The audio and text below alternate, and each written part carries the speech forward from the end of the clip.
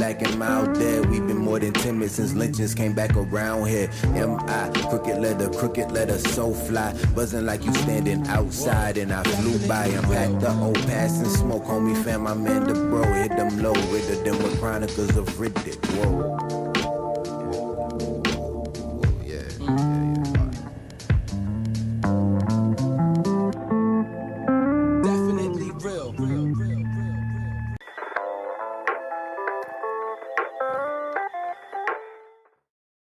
Hey Troy, how are you? I'm great, Jackie. How are you? I understand you're here to do our very first Dime DIY video.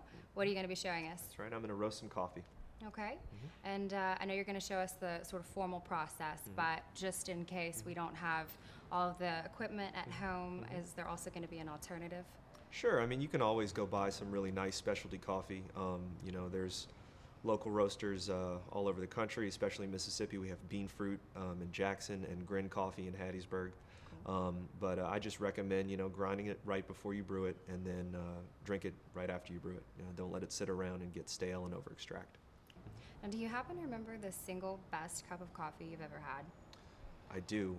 Definitely the most surprising cup of coffee that I ever had was at a very small coffee shop in New Orleans called Velvet. Okay, well, I'm really interested to see this process. Yeah, I'm interested to roast some for you guys. Cool. Thank you. There's nothing like the real clear high that you get from a cup of coffee. Weigh out our green coffee for roasting. So we've got our oven preheated over here to 425 degrees. We want to give the oven plenty of time to preheat, make sure that that thermal mass is well accumulated and ready so that when we are opening and closing the oven throughout the process, we're not, you know, having the temperature drop too rapidly. So we're going to tear our scale again. We're going to grab our green coffee right here. As you can see, this is, you know, quite different in appearance from what you're going to get in the grocery store. It smells very, very earthy, very vegetal. It's not really going to have any of the roasty flavors that you're used to when you're brewing coffee. So we're going to weigh out 150 grams of coffee.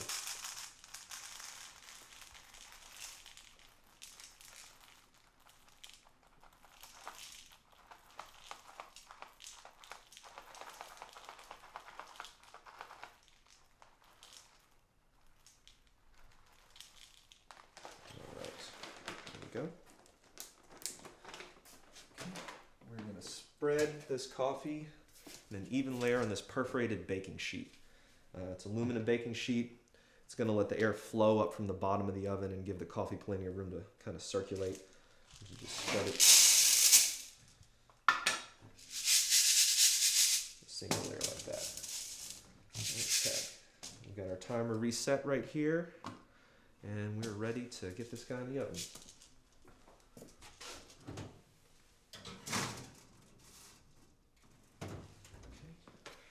We're going to start our timer here, and we're going to let it go 90 seconds before we open the oven again, kind of redistribute the beans, give them a little shake. We're going to do that every 90 seconds.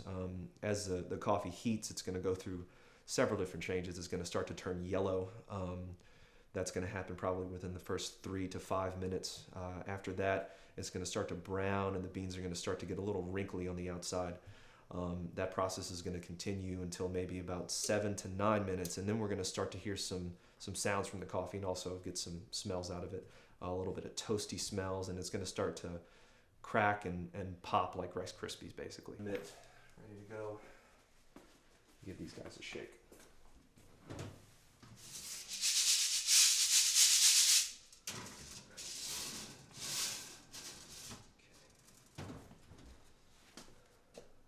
What we're going to do once the coffee is roasted, we're going to transfer it right here into the colander, and we're just going to toss it back and forth.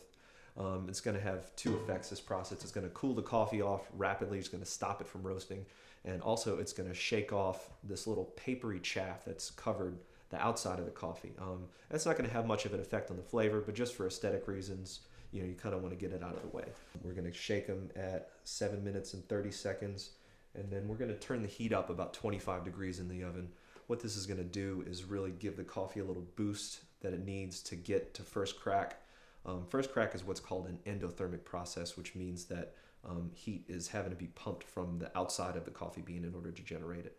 So we really want to like give it a good shove, make sure that first crack's really strong. That really results in really clear flavors, and it's going to kind of give us a nice cutoff point for the end of this roast.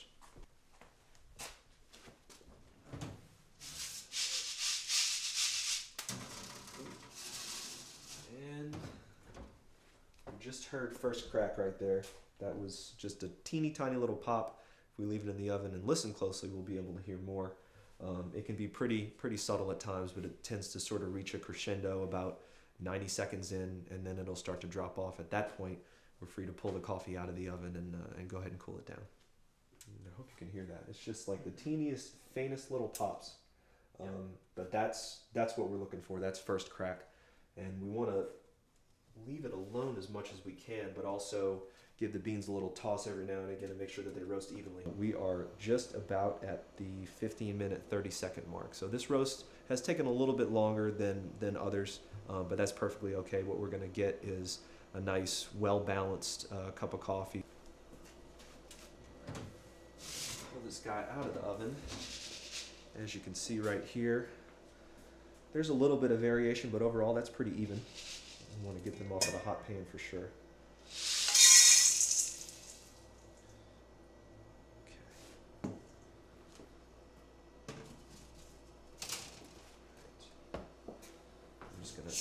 Toss this back in.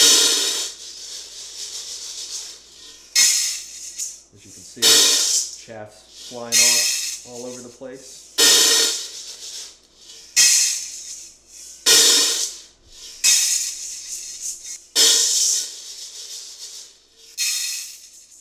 Okay, so we're going to turn the scale back on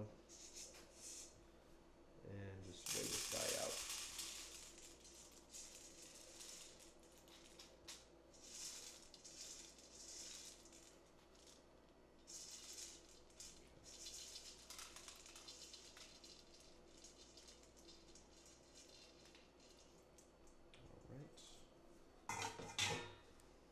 So from 150 grams of green coffee, we ended up with 130.7 grams of roasted coffee.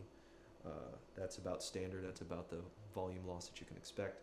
Now what we want to do is get this guy in a container, let him rest for 24 hours. You can brew it now if you want. It's going to taste great, but a rest is advisable to let the coffee kind of smooth out and settle. Thank you guys for joining us. These are sounds of our times. Called telemetry, it is the way satellites orbiting in space report to controllers on Earth.